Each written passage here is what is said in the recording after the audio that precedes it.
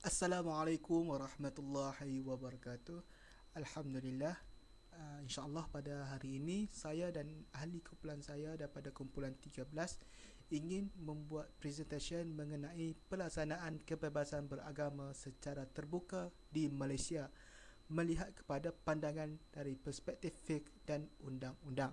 Baik, sebelum saya nak masuk dengan lebih mendalam lagi, izinkan saya memperkenalkan nama saya dahulu. Nama saya Muhammad Anas Hanafi bin Shahnun, nomometri I1910367 daripada kelas G1. Baik, kita akan masuk kepada pengenalan kebebasan beragama di Malaysia. Baik, apakah sebenarnya konsep kebebasan beragama? Sebelum kita nak faham dulu maksud konsep kebebasan beragama, kita nak faham apa itu agama. Baik, agama adalah kepercayaan kepada kewujudan Tuhan atau dewa-dewa. Secara lazimnya lah, agama ni membawa maksud kepercayaan kepada Tuhan atau sesuatu kuasa yang gaib dan sakti, contohnya seperti dewa, dan juga amalan dan institusi yang berkait dengan kepercayaan tersebut. Agama dan kepercayaan merupakan dua perkara yang sangat-sangat berkaitan. Tetapi agama ni dia mempunyai makna yang lebih luas dah. Yakni merujuk kepada satu sistem kepercayaan yang kohensif, dan kepercayaan ini adalah mengenai aspek ketuhanan. Kepercayaan yang hanya melibatkan seseorang individu itu lazimnya ia tidak dianggap sebagai sebuah agama. Akan tetapi, agama haruslah melibatkan sebuah komuniti manusia. Daripada itu, agama ini kita boleh lihat ataupun kita boleh kesan melalui beberapa bentuk.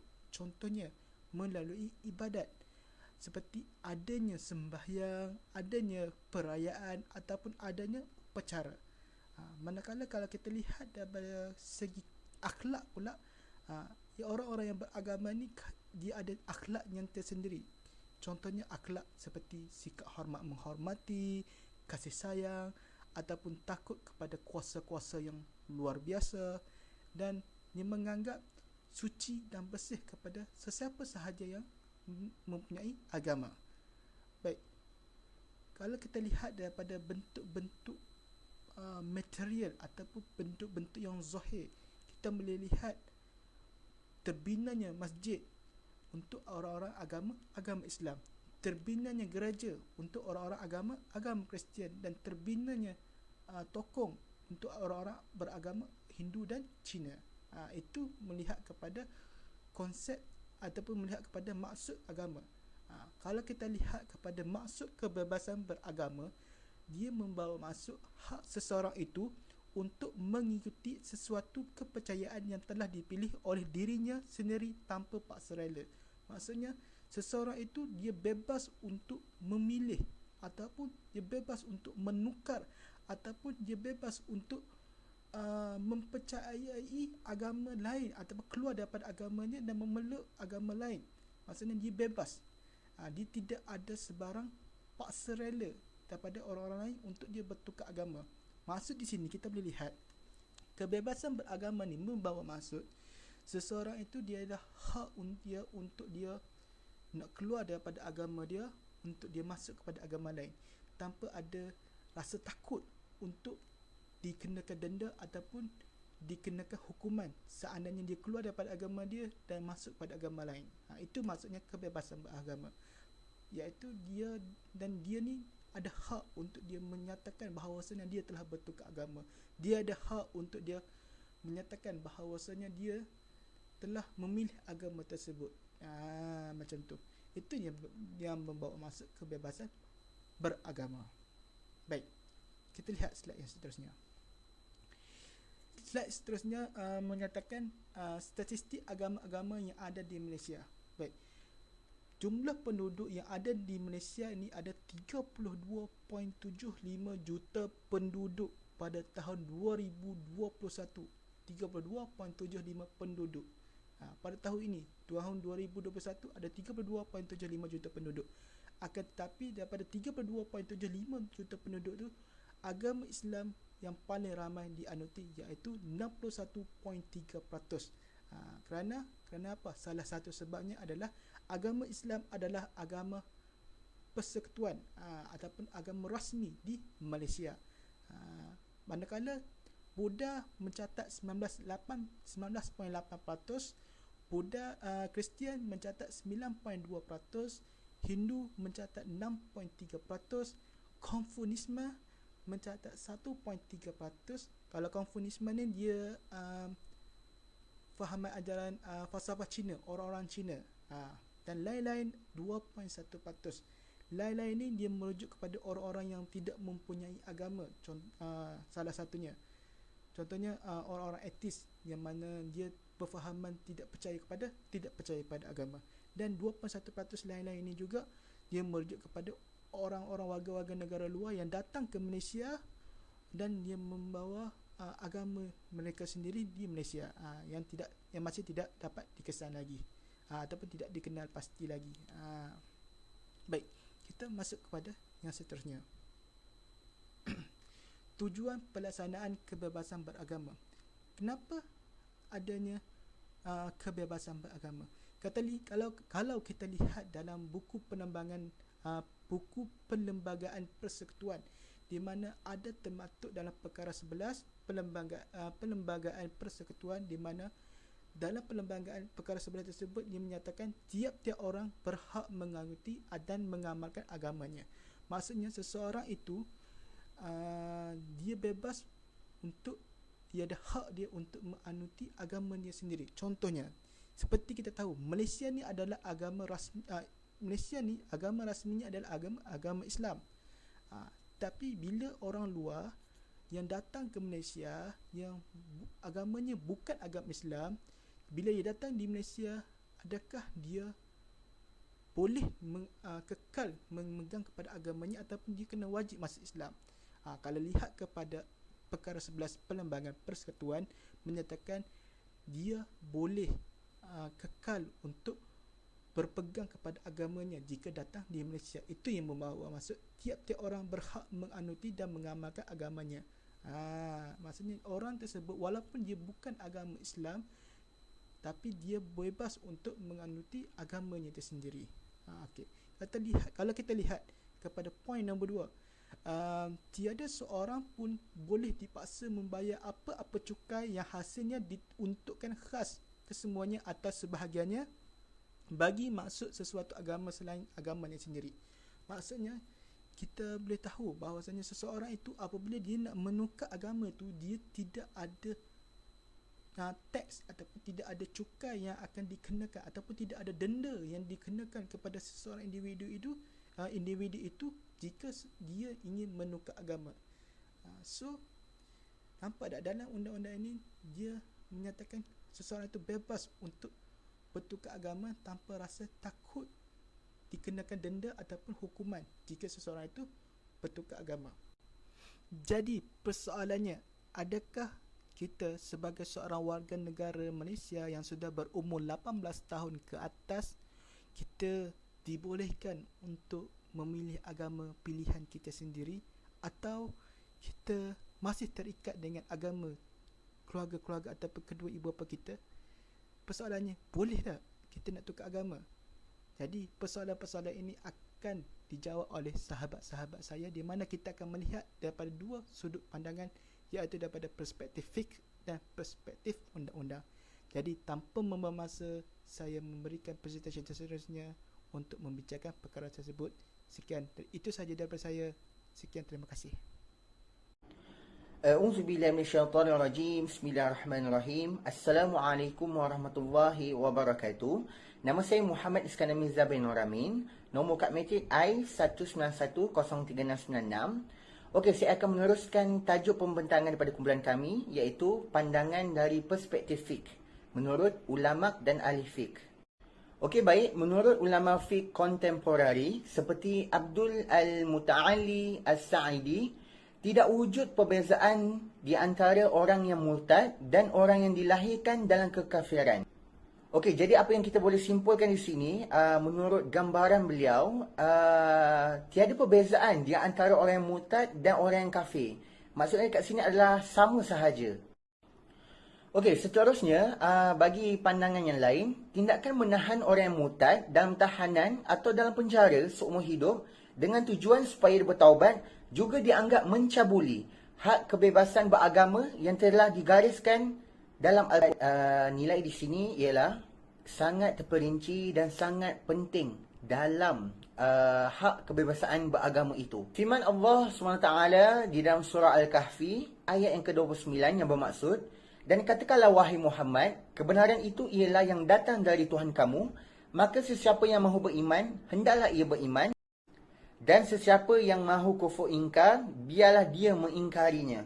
Jadi bagi menjawab kupasan ayat yang telah dibacakan tadi, menurut Syekh Al-Shinkiti, iaitu tokoh Islam daripada Afrika, yang dimaksudkan dari ayat ini bukanlah pemberian pilihan secara umum, namun sebaliknya, sebagai ancaman. Dan ancaman ungkapan itu salah satu cara pengungkapan dalam bahasa Arab. Di dalam hadis Rasulullah SAW bersabda, "Innallaha liyu'ayyidu hadzal din bil rajuli al-fajin." Maksudnya, sesungguhnya Allah SWT akan membantu agama ini, yakni agama Islam, dengan lelaki yang tidak beriman. Hadis riwayat Bukhari. Yang lebih lanjut tentang hadis yang dibaca tadi, walaupun begitu, baginda SAW tetap menegaskan lelaki tersebut di akhirat kelak adalah di neraka kerana akidahnya bukan akidah Islam, yang ini menganut agama Islam. Ini menguatkan lagi bahawa dalam konteks akidah, maka kebenaran yang mutlak adalah datang dari Islam sahaja. Sekian, itu saja pembentangan daripada saya. Saya teruskan dengan pembentangan sahabat saya yang lain, insya-Allah. Bismillahirrahmanirrahim. Assalamualaikum warahmatullahi wabarakatuh. InsyaAllah kita pergi kepada poin yang seterusnya, iaitu pandangan Syekh Abdul Qadir Audah tentang hak kebebasan beragama. Seperti yang kita tahu, Islam sendiri telah membenarkan hak kebebasan agama sejak dahulu lagi. Dapat kita lihat pada zaman Nabi Muhammad SAW, apabila munculnya Piagam Madinah, salah satu daripada isi Piagam Madinah tersebut adalah tentang menceritakan tentang hak kebebasan beragama. Okey, seperti yang kita tahu, Islam sendiri mengajar kita supaya tidak ada paksaan di dalam agama Islam. Jadi, dapat kita lihat bukti-buktinya di dalam Al-Quran. Allah Subhanahu Wa Taala berfirman dalam surah Al-Baqarah ayat 256, Bismillahirrahmanirrahim. La ikraha fid din, fattabayana rusydu minal ghayy. Yang bermaksud tidak ada paksaan dalam agama, iaitu Islam, kerana sesungguhnya telah nyata kebenaran, iaitu Islam, dari kesesatan, iaitu kekufuran. Jadi kita berbalik semula kepada pandangan Syekh Abdul Qadir tentang hak kebebasan agama. Beliau menyatakan di dalam kitabnya At-Tashyir Al-Jina' Al-Islam, beliau berkata bahawa kebebasan beragama dan menghormati hak penganut agama lain pula tidaklah bermakna memberi layanan sama rata kepada setiap agama. Keadilan bererti memberikan hak kepada yang berhak dan pada kadar yang tepat.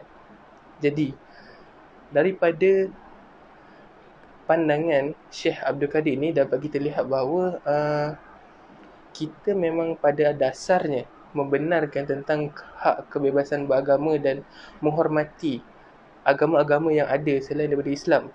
Akan tetapi, tidak bermakna untuk kita memberikan layanan yang lebih ataupun menyanjungi agama tersebut. Cukup sekadar kita menghormati sahaja hak mereka. Sebab apa? Kita tidak boleh menyamatarafkan agama Islam dan agama yang bukan Islam. Sebab apa? Kita dah tahu agama Islam itu sendiri, martabat dan kesuciannya adalah yang paling tertinggi berbanding dengan agama yang lain. Jadi insyaAllah setakat itu saja. Assalamualaikum warahmatullahi wabarakatuh. Baik, bismillahirrahmanirrahim. Assalamualaikum warahmatullahi wabarakatuh. Nama saya Muhammad Muzakir bin Muhammad Jafri. Nombor materi I18203240. Jadi saya akan meneruskan bahagian pandangan fiqh dalam tajuk kebebasan beragama secara terbuka di Malaysia. Baik, jadi Dr. Yusuf Al-Qardawi, beliau ada menyatakan bahawa kebebasan beragama ini ia meliputi kebebasan dalam berakidah dan juga ibadah. Maka Islam sama sekali melarang sesiapa juga sama ada memaksa orang lain meninggalkan agama mereka ataupun memaksa orang lain untuk memeluk suatu agama yang lain. Okey, ini selari dengan dalil daripada surah Al-Bayyinah ayat 5, wama umiru illa liya'budullaha mukhlishina lahuddin, yang bermaksud padahal mereka tidak diperintahkan melainkan supaya menyembah Allah dengan mengikhlaskan ibadat kepadanya, lagi tetap teguh di atas tauhid ataupun akidah. Okey, itu yang pertama. Yang kedua, dalil yang kedua, maksudnya, dan jika Tuhanmu berkehendak, nescaya berimanlah sekalian manusia yang ada di bumi. Maka patutkah engkau pula hendak memaksa manusia supaya mereka menjadi orang-orang yang beriman. Okey, surah Yunus ayat 99.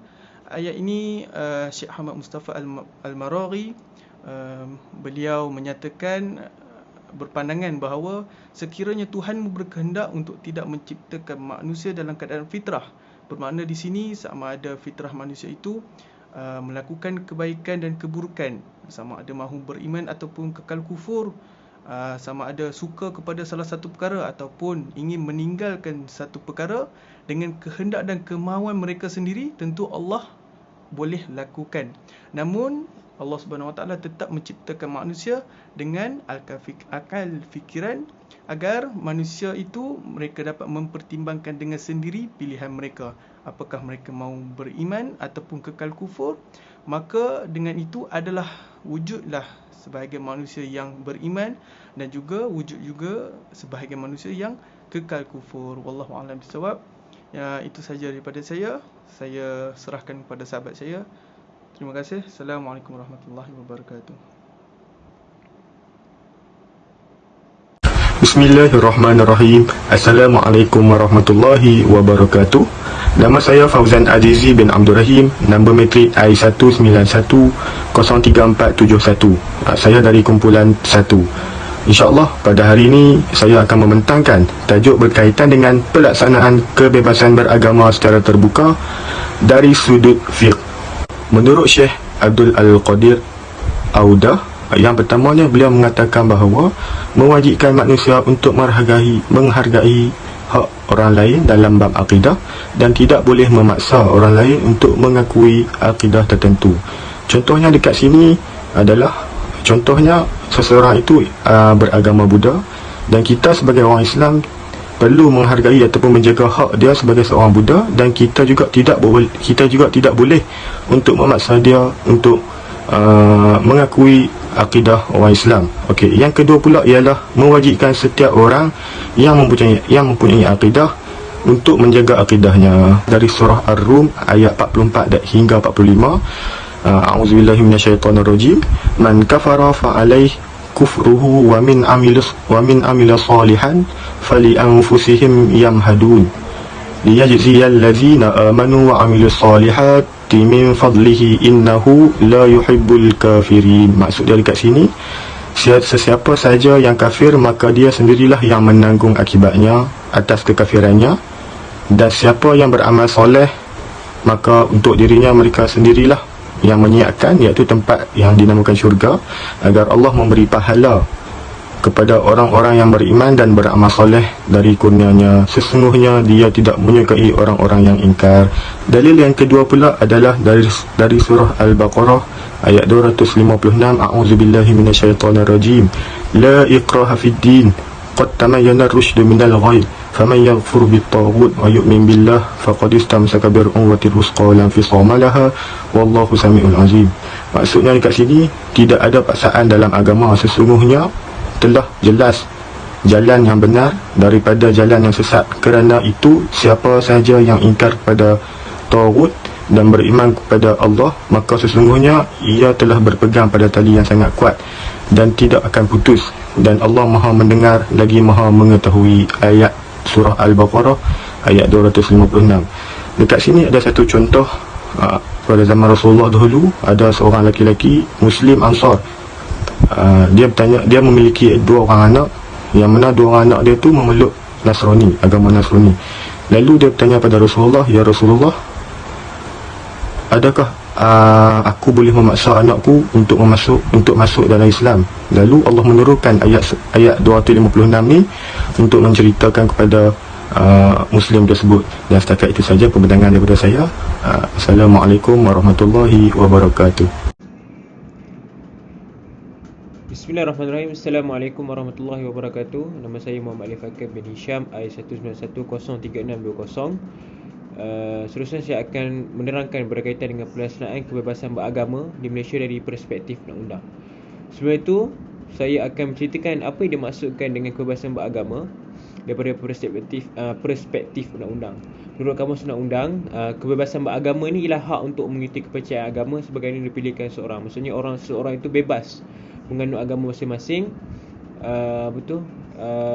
menganut agama masing-masing ikut kepercayaan mereka sendiri lah. Kemudian hak untuk menyatakan pegangan agama secara terbuka tanpa ketakutan. Maksudnya seorang tu tidak dikongkong. Maksudnya kalau dia agama lain, kalau dia duduk luar kena bunuh dan sebagainya. Itu dipanggil hak untuk menyatakan pegangan agama secara terbuka tanpa ketakutan. Maksudnya semua orang boleh terima. Kemudian kita pergi kepada dalam buku etika menyatakan bahawa sebelum itu suatu tindakan serta hak untuk mengisytiharkan kepercayaan mulai pemujaan malah ajaran dan sebaran. Maksudnya di sini semua orang berhak mengisytiharkan kepercayaan ataupun menyampaikan agama mereka masing-masing mengikut pelbagai cara lah. Sebagai contoh melalui pemujaan, amalan ajaran dan sebaran. Kebanyakannya sebaran lah. Kemudian dalam buku etika, menurut Bertha, dia menyatakan bahawa istilah kebebasan ni merupakan hal yang dirasakan, tapi sukar untuk dijawab bila dinyatakan apa yang dimaksudkan dengan definisi kebebasan. Maksudnya dirasakan ini insting dia, kepercayaan dia itu sendiri dengan agama. Kemudian kita pergi kepada menurut Lister ni, dia menyatakan bahawa kebebasan merupakan kemampuan manusia dalam hal memberikan makna arah kepada hidup apa yang dilakukan. Maksudnya agama ni merupakan pandu arah, tujuan mereka dalam kehidupan, membawa arah. Maksudnya pegangan mereka supaya mereka tidak terpesong dan melakukan perkara-perkara yang tidak baik yang menyalahi agama itu sendiri. Kemudian ia juga termasuk kepada kemampuan untuk menerima atau menolak suatu kemungkinan. Kepercayaan ni dia terpulang. Seorang tu dia nak percaya ataupun tidak. Maksudnya tiada orang cakap kokongan. Tiada kokongan dan paksaan. Maksudnya kemampuan seorang itu menerima ataupun tidak suatu agama itu sendiri. Kemudian kebebasan beragama merupakan salah satu konsep yang menyokong perdamaian dunia. So kalau kita tengok betul, kebebasan beragama ni kat mana negara pun berlaku. Maksudnya bebas, semua orang bebas untuk menganut agama masing-masing. Tapi ada juga krisis-krisis dunia seperti mana kita tengok di Rohingya kan. Itu berlaku penindasan lah. Maksudnya orang-orang beragama Islam ditindas dan sebagainya. Kalau di Malaysia kita meraihkan semua agama, siap ada lagi sebaran agama yang dilakukan. Contohnya agama Islam menyebarkan kepada orang lain. Kalau sekiranya dia beri hidayah, insya-Allah dia akan memeluk agama Islam itu sendiri. Kemudian kebebasan beragama ni merupakan dasar demokrasi. Kalau kita tengok dalam demokrasi, memang kebebasan beragama, semua orang berhak untuk menganut agama masing-masing. Itu merupakan salah satu dasar demokrasi supaya tidak berlakunya pertikaian. Dan kemudian kalau kita tengok sekarang, berlakunya perdamaian. So tiada krisis bunuh-bunuh di antara disebabkan agama itu sendiri. Itu saja bahagian saya. Seterusnya akan disambung oleh rakan saya berkaitan dengan tajuk berkaitan dengan kebebasan beragama daripada perspektif undang-undang di Malaysia. Sekian, wabillahi taufiq. Assalamualaikum warahmatullahi wabarakatuh. Assalamualaikum warahmatullahi wabarakatuh. Nama saya ialah Muhammad Fakhri bin Zulkarnain. Nombor matrik I191038002. So pada hari ini saya akan membentangkan tentang akta-akta yang menyokong hak kebebasan beragama. Kita masuk. Yang pertama iaitu kita mestilah masuk ke perkara 3, iaitu agama bagi persekutuan. So sebagaimana tahu, yang pertama, Islam adalah sebagai agama persekutuan di Malaysia, tetapi agama-agama lain masih lagi boleh diamalkan dengan aman dan damai di mana-mana bahagian persekutuan. Okey, yang kedua, di dalam setiap negeri selain negeri yang tidak punya raja, kedudukan raja sebagai agama Islam di negerinya mestilah mengikut cara dan setakat yang diakui dan ditetapkan oleh perlembagaan negeri tersebut. So, apa yang dimaksudkan di sini ialah di negeri-negeri yang tidak beraja ni seperti Melaka, Sabah, Sarawak. Okey, so diorang punya perlembagaan keagamaan mereka mestilah mengikut oleh majlis raja-raja. Okey, kerana majlis raja-raja yang akan menetapkan aktiviti dan segala perkara tentang keagamaan lah. Okey, kemudian mereka akan diwakili oleh yang di-Pertua Agong sebagai wakil ketua agama. Okey, kita masuk ketiga, itu perlembagaan negeri Melaka, Pulau Pinang, Sabah dan Sarawak hendaklah masing-masing membuat peruntukan bagi memberi yang di-Pertua Agong kedudukan sebagai ketua agama Islam di negeri itu. Okey, seperti tadilah perlembagaan negeri tersebut mestilah mengikut apa yang ditetapkan oleh yang di-Pertua Agong. Sebab di Pertua Agong ini adalah sebagai ketua agama di Malaysia. Okey, yang keempat iaitu tiada apa-apa jua dalam ini menggunakan mana-mana peruntukan perlembagaan ini. Okey. Yang kelima, walau apapun jua dalam perlembagaan ini, yang di-Pertuan Agong hendaklah menjadi ketua agama Islam di wilayah-wilayah persekutuan Kuala Lumpur, Labuan dan Putrajaya. Dan bagi maksud ini, Parlimen boleh melalui undang-undang membuat peruntukan-peruntukan bagi mengawal selia hal ehwal agama Islam dan bagi menubuhkan sesuatu majlis untuk menasihati yang di-Pertua Agong mengenai perkara-perkara yang dihubungkan dengan agama Islam. So apa yang nak terangkan sini ialah jika ada ahli paling yang mencadangkan suatu aktiviti yang baru dalam keagamaan, so mereka mestilah melakukan menubuhkan satu majlis untuk menasihati yang di-Pertua Agong supaya dapat melakukan aktiviti tersebut. So dari situ saja daripada saya akan teruskan kepada sahabat saya. Sekian, Assalamualaikum warahmatullahi wabarakatuh. Bismillahirrahmanirrahim. Assalamualaikum warahmatullahi wabarakatuh. Nama saya Ahmad Izzat bin Syahruddin, nombor matrik I19103617. Saya daripada kumpulan 13 akan meneruskan perbentangan daripada ahli kumpulan saya, di mana skop tajuk saya adalah pelaksanaan kebebasan beragama dari perspektif undang-undang. Okey, jadinya dipecahkan lagi kepada skop di mana skop tajuk saya adalah kebebasan beragama dari sudut perspektif undang-undang di Malaysia. Okey, kita boleh lihat kepada slide yang pertama daripada saya, di mana poin yang pertama ni adalah menyatakan kebebasan beragama di Malaysia adalah tertakluk kepada Perlembagaan Malaysia. Bahawa kita boleh lihat yang pertamanya, ia merupakan satu prinsip yang mana memberikan kebebasan kepada individu atau komuniti untuk menganut dan mengamalkan agama masing-masing. Okay, jadinya kebebasan beragama ini dikira sebagai salah satu hak asasi kepada manusia sejagat. Okay, kita boleh lihat pada poin seterusnya, yakni di Malaysia Islam diiktiraf sebagai agama persekutuan. Akan tetapi kita boleh lihat kepada menurut perkara 3-1 Perlembagaan Persekutuan, di mana ia menyatakan bahawa walaupun Islam diiktiraf sebagai agama persekutuan, akan tetapi penganut-penganut agama lain masih lagi bebas untuk menganut dan mengamalkan agama mereka. Okay. Jadinya hak kebebasan beragama ini telah diperuntukkan dalam perkara 11 Perlembagaan Persekutuan. Okey, jadi kita boleh lihat di Malaysia ni kebebasan agama ni telah diperuntukkan dalam Perlembagaan Malaysia, di mana dalam perkara 11 pun telah menyatakan yang akan diterangkan sebentar lagi, di mana bahawa setiap orang ni mempunyai hak untuk menyatakan dan menjalankan agama atau kepercayaan.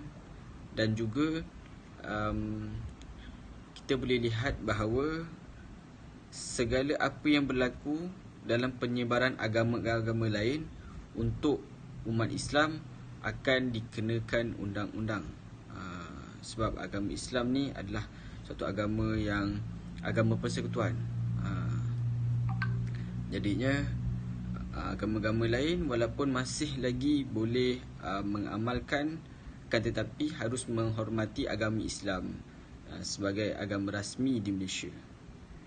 Okay. Sekian saja daripada saya. Wabillahi taufiq wal hidayah. Assalamualaikum warahmatullahi wabarakatuh. Assalamualaikum warahmatullahi wabarakatuh. Nama saya Muhammad Adi Wajidi bin Muhammad Uzi.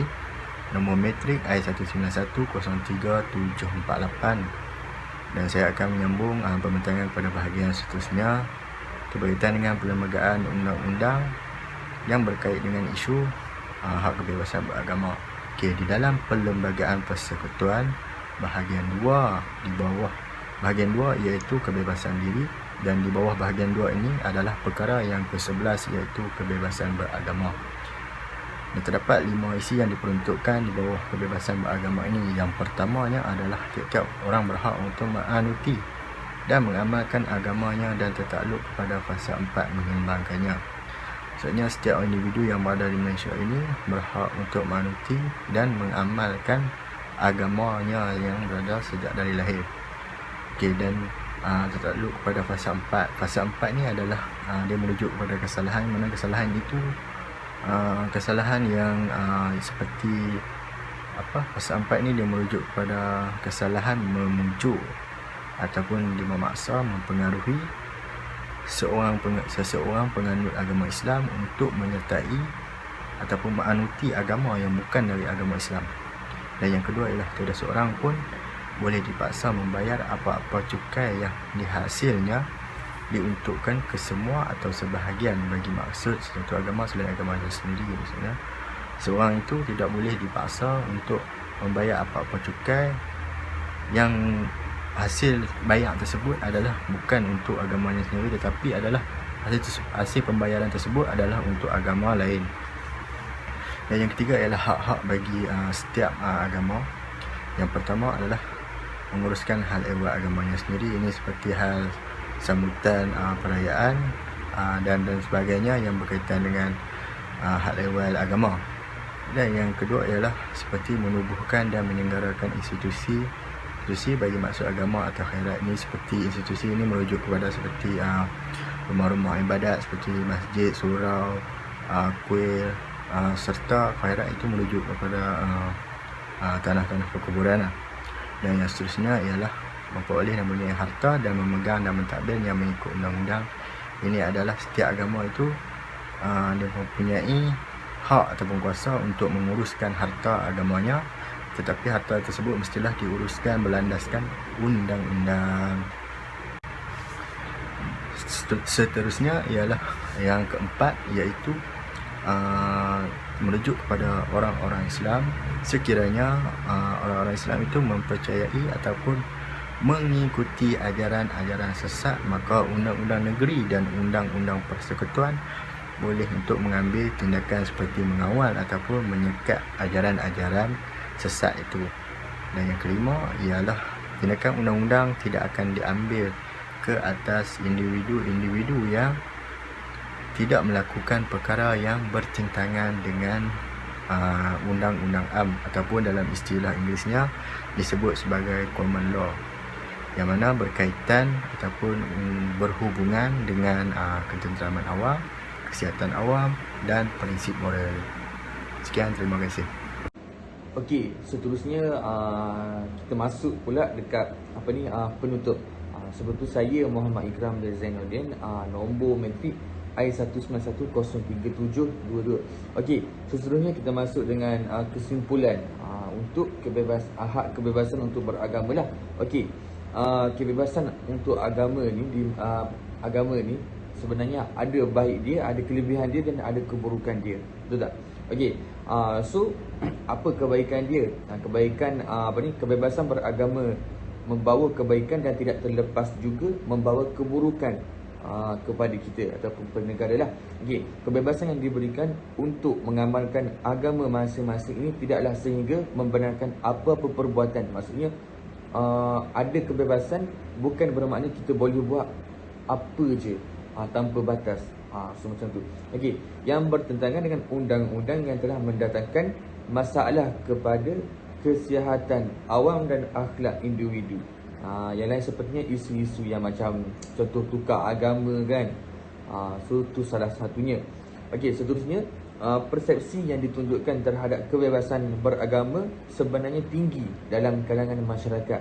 Hak kebebasan beragama yang terkandung dalam perkara tadi dipandang dengan baik oleh masyarakat dan dapat diterima dengan baik. Macam tu. So dapatan kajian lah, maksudnya ini juga menunjukkan bahawa setiap masyarakat, setiap orang ataupun setiap orang awam ataupun individu yang berada di Malaysia ataupun di mana-mana saja bebas untuk menganut setiap agama. Faham tak? Tanpa ada paksaan untuk menurut agama tersebut. Contohnya agama Islam lah, dalam yang ada di Malaysia tidak ada paksaan bagi mereka untuk menganut agama. Dan yang terakhir, setiap individu yang hidup secara aman dan harmoni haruslah menghormati sesama agama dan menjaga kesejahteraan dalam negara lah, tanpa ada isu pergaduhan yang menjadi isu yang besar dalam agama. Sampai situ saja. Assalamualaikum warahmatullahi wabarakatuh.